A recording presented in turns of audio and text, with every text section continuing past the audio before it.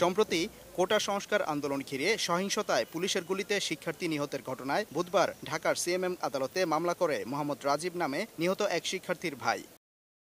সাবেক প্রধানমন্ত্রী শেখ হাসিনা ও আওয়ামী লীগ সাধারণ সম্পাদক ওবায়দুল কাদের সহ ছাত্রলীগ সভাপতি ও সাধারণ সম্পাদককে আসামি করে হত্যা মামলাটি করা হয়। অভিযোগে বলা হয়, গত ১৯ জুলাই কোটা সংস্কার আন্দোলনের সময় মিরপুর ১০ নম্বর গোলচক্কর এলাকায় পুলিশ গুলি করে কলেজ শিক্ষার্থী ফয়জুল ইসলাম রাজন সহ কয়েকজনকে হত্যা করে। মামলার এজাহারে বলা হয়, সাবেক প্রধানমন্ত্রী শেখ হাসিনা এবং আওয়ামী লীগ সাধারণ সম্পাদক সহ তাদের নেতাদের উস্কানি ও নির্দেশে শিক্ষার্থীদের হত্যা করে পুলিশ ও ছাত্রলীগ।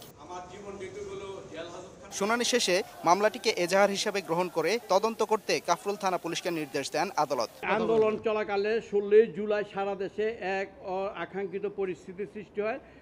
৬ জন ব্যক্তি মৃত্যুবরণ করে। এই পরিপ্রেক্ষিতে আমাকে দিয়ে এক সদস্য বিশিষ্ট তদন্ত কমিশন গঠন করে দেওয়া হয়।